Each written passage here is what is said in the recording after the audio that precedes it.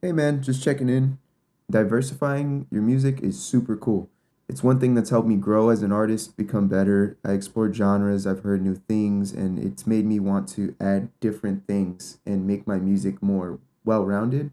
Every musician should do it. If you're not a musician and you like music, well, I got some good music for you to explore if you haven't already, some stuff that might be a little more niche in order to make your music listening experience a little more broad and enjoyable, just so you kind of don't get burnt out to what you listen to. I listen to a lot of stuff, and before I would kind of get bored of the things I would listen to. So I got a list of things to listen to that kind of help me diversify what I listen to and also diversify my music, like I said. So when I was in like middle school, seventh, sixth grade, I was listening to a lot of metal. My mom listened to metal, and so that's what kind of put me onto that. I was listening to very basic surface level stuff. Avenged Sevenfold. I was a big fan of that at the time. I loved Sinister Gates guitar, but also I was listening to stuff like System of a Down, very basic, some Metallica. Shortly after that, I walked away from it because it was kind of weird. Hip hop has been and had been the most popular genre of music. So I kind of went into the old school hip hop. Throughout high school, I was listening to real basic, common stuff people around my age were listening to. And then I guess towards the end of my senior year, I just wanted to diversify what I was listening to. And this is before I even picked up the guitar, but I wanted to change up what I was listening to because I was kind of getting bored. Stuff was kind of getting stale to me. So one of the first bands I started listening to kind of broaden my music knowledge and taste was Nirvana. Just bear in mind, some of these bands they are basic, and if you want to get into these bands and you haven't, no shame in that. But there will be people that are going to be gatekeepers and naysayers and stuff like that. They're gonna say, "Oh, that's basic. Oh, you like that? Well, who cares? Who cares?" Whatever you like is what you like. That's something that I've had to learn how to deal with because honestly, a lot of my favorite things that I still enjoy to this day are basic, but it doesn't matter because I enjoy it and that's why I listen, and it doesn't matter what anybody else has to say about that. But like I said, one of my first bands that I listened to was Nirvana, and that included the Nevermind album and the In Utero album. Nevermind is great. A lot of people say it's their best work. I'm leaning more towards In Utero just because of the little more broader take and the darker sort of perspectives that album had. But yeah, that's a great album too. If you haven't listened to it yet, listen to that. Diversify what you're listening to, and get some more good songs in your playlists. The next band I started listening to more and more frequently was Metallica, and yes, very very basic. I mean, this is the second biggest band of all time to the Beatles. I started off listening to their Ride the Lightning album. I skipped Kill 'Em All. Metallica fans or hardcore metalheads are like, that's the best one. That's the best one. No, it's not. It really isn't. It's good. It's good. I'll give them that. However, I skipped it because of mostly quality, recording and mixing. So I started with Ride the Lightning. I was a huge fan of Ride the Lightning once I first heard it. I would listen to that album repeatedly. I also listened to the self-titled Black album as well. Another That's their biggest album. I mean, it's a lot of people consider it a hard rock album more than it is just a metal album, just because of how much they toned down their thrash metal sound and slowed down the drums and kind of made their sound more radio friendly, which worked out well in their favor. It's like I said, it's their best selling album. They got quite a few music videos out of it. Enter Sandman is like their biggest song of all time, military edits and shit like that. Lord knows how many weddings Nothing Else Matters has been played at. It's a great album, but I highly recommend it if you have not listened to it. It's still good no matter how many people are going to say it's outdated or say it's basic. Some banger albums coming from Metallica. At least Black Album and before. Don't tell me anything about after Black Album. Never listen to it. Meanwhile, all of that, I was also getting into a band I had listened to before, which I also mentioned already, Avenged Sevenfold. I was getting into their City of Evil album and a lot of their classic hits that I would listen to when I was younger. And it brought back a lot of memories for me, and I really enjoyed it. Metallica and this Avenged Sevenfold are actually the reason why I picked up the guitar in the first place, just to play along with those songs that I love so much.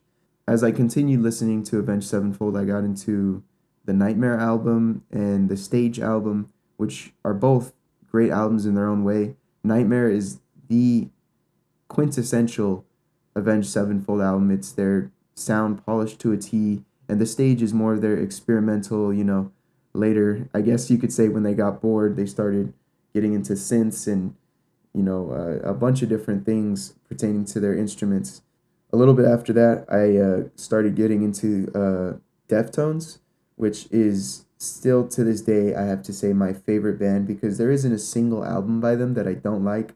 I've heard every single one. I've heard the cover albums, the B-sides, every single song, every single album is just absolutely amazing.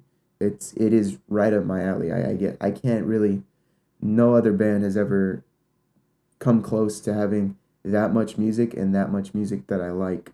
Every era of their sound, I just wholeheartedly enjoyed in one point in my life or another. So when I first got into them, I was heavily into the Around the Fur album, White Pony, for like a whole year. Those were my favorites. The White Pony when I wanted to listen to a more broad sort of sound. Around the Fur when I wanted to listen to a more focused, rage sound. And then throughout the years, I've kind of listened to more things. I really, really appreciate their self-titled album. Saturday Night Wrist is any person who swears they're not Basic's favorite Deftones album, but it's still really good. Nothing to bash on Saturday Night Wrist fans. Debut album is also amazing. Very, very new metal, but just not as hard-hitting as I would say Around the Fur is. And that's why I like Around the Fur so much more. There's songs like Lotion and MX, Mascara. Every single song on that album is a banger. Also, in between listening to the Deftones albums, I got into Alice in Chains, namely the Dirt album, which is also another flawless album front to back. Kind of made me fall in love more with singing and amazing, high notes and belting and just extreme vocal talent because in essence that is what Lane Staley is extreme vocal talent. He's amazing. He's got such a powerful and unique voice on him, and that's one thing I appreciated the most from those albums. And also, Jerry Cantrell as a guitarist and songwriter, he makes good songs and good solos for listenable songs, and that's what matters. He doesn't get too much into the technicality of stuff. Around that same time, I was getting into like new metal. A lot of Korn's biggest songs, the Roots Bloody Roots album by Sepultura, and Slipknot's first album, their self-titled. Those are all amazing new metal albums if you want to get into aggression. Those albums are great to listen to if you want to get more aggression in your playlist, if you need something to listen to in the gym, or if you as a musician want to kind of diversify what you could possibly do with aggressiveness in your voice and in your music. Around the same time, stepping into metalcore, I started getting into Asking Alexandria, the Stand Up and Scream album in particular.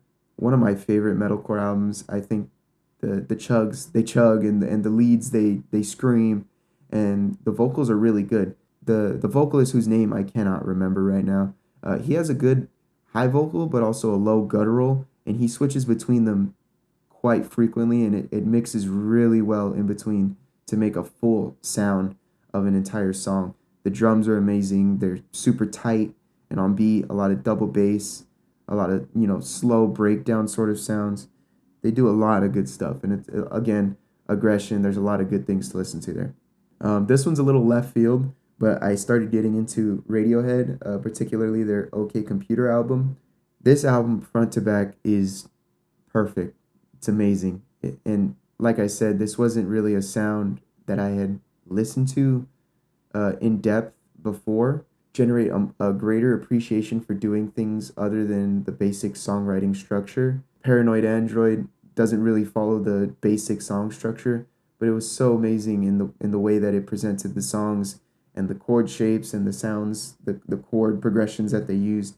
Super amazing, super great album if you want to get into more of the musical side and the notes, the chords, how you want to diversify, how you use those, especially in metal. I think that's an important thing to do. You can diversify your sound just by playing a chord just a bit differently, by not playing a power chord. I think that's something a lot of guitarists should look at if they want to make their sound stand out a little more. And even if you're just a music listener, music enjoyer, this album is, if you haven't listened to it already, this album is a great place to diversify the sort of sounds you could possibly listen to. I think Radiohead is one of the most unique sounding bands, rock bands coming out of the 90s. Back to Deftones, a couple of the albums I hadn't listened to at the time, namely Diamond Eyes and Koi no Yokon. Those are both crazy good albums. They sound amazing. They are so well produced. I remember I was working on music at the time and I tried comparing my mixing to the mixing of the Diamond Eyes album, and it made me want to quit mixing because that album is mixed so damn good. The songs are amazing. They've stepped out of this realm of just pure aggression.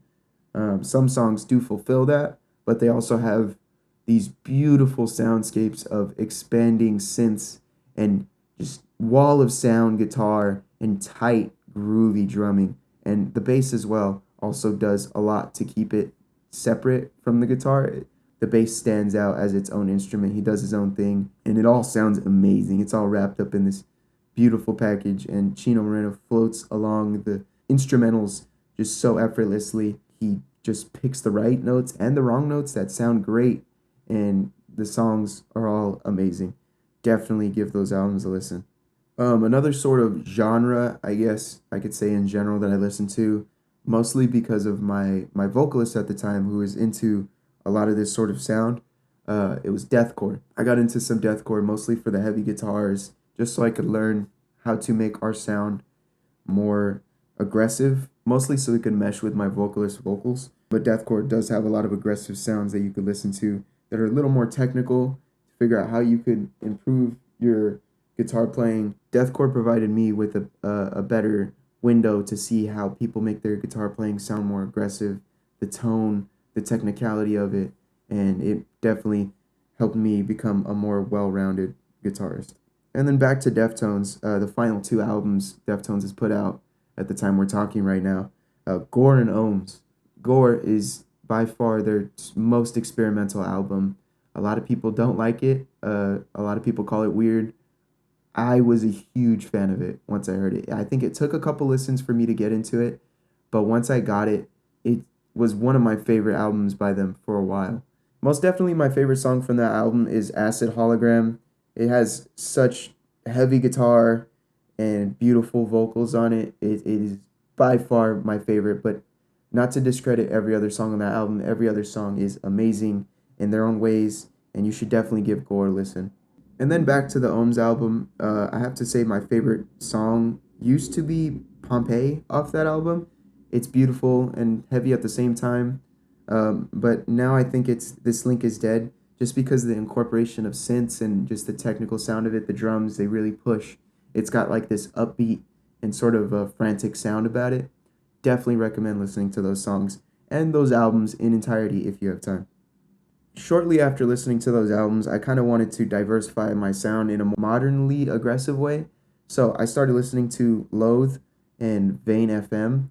So I started listening to Loathe, and just like Deftones, they have a lot of beautiful sounds, but a lot of heavy sound. It was definitely what I wanted to listen to at the time. It sounded, massive at some parts, but also very gorgeous in others. And then Vane is definitely more on the aggressive side. I think they're considered a hardcore band. 20 Seconds, 20 Hours comes to mind. They have the whole track is lined with a programmed drum loop, and it sounds really amazing. It's a really peaceful song. That's probably one of the handful of songs that they have that step into that realm of beautiful and serene and peaceful. But a lot of their sound is aggressive and loud and very. The guitar makes a lot of screaming. They make use of a pitch shifter. It's amazing. It's super awesome. It's just showing what modern guitar can sound like. And I definitely recommend I Let It In and It Took Everything by Loathe and the Error Zone album by Vane. Given that I started getting into Vane, I also listened to Fleshwater, which I know they share the same vocalist. I'm not sure about other members. I think the drummer might be the same. I could kind of hear that when I listen to both. The drumming is very similar, but Fleshwater actually steps into that realm of beautiful and gorgeous songs, grand soundscapes and They also incorporated a female singer, which adds to that sort of sound, I think, in a different way. Very few heavy music today has female vocalists, at least, very popular ones. But they have a great tight sound. The drumming is super upbeat, but also aggressive at times when it needs to be. The vocals are amazing. They duet very well together, and it sounds heavy while also at the same time sounding beautiful. And it's, like I said before, that's a sound that's just right up my alley. My favorite album by them so far has to be their "We're Not Here to Be Loved" album. So definitely go give that a listen when you get a chance. It is it is a sonic adventure. I remember when it came out, it was my top album that I listened to for the week, because I just played it over and over and over and over, and I was super scared to get tired of it.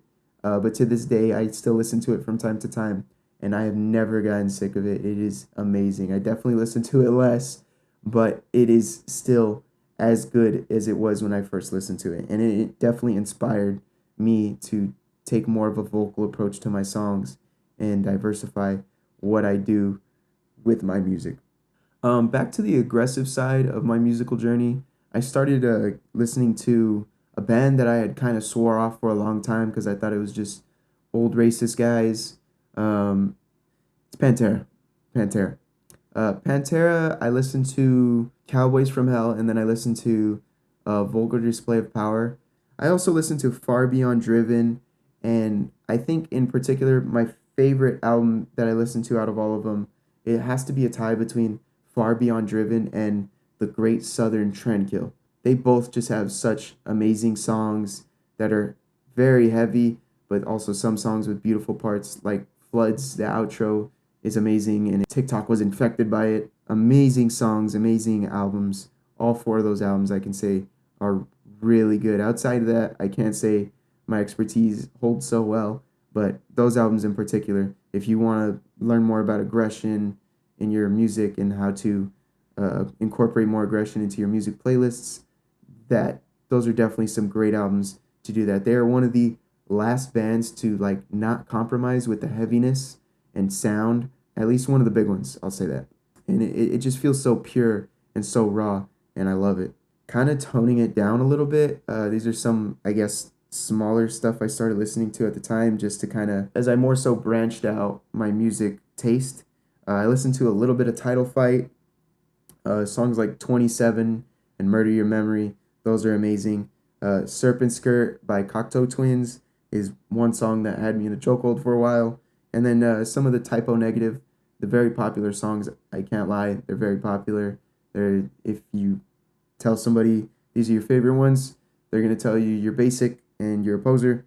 Black Number One, Christian Woman, and Love You to Death. Those are probably my favorite songs from them. I started listening to more Stone Temple Pilots, Smashing Pumpkins, The Cure and the Smiths, more like toned down sort of rock sort of sounds, a little older sort of stuff.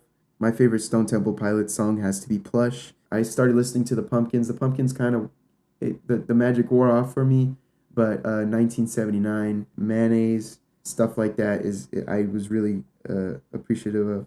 I'm a huge fan of the Smiths in general. I probably like 40 or 50 of their songs, and a huge fan of the Smiths, but also I got into The Cure.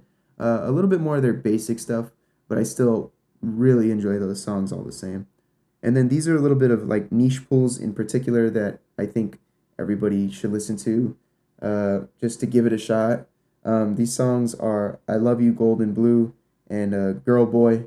Those are amazing songs, and they kind of help me tap into a more calmer side of my music, a more beautiful and serene part that I wanted to explore and incorporate more in my music.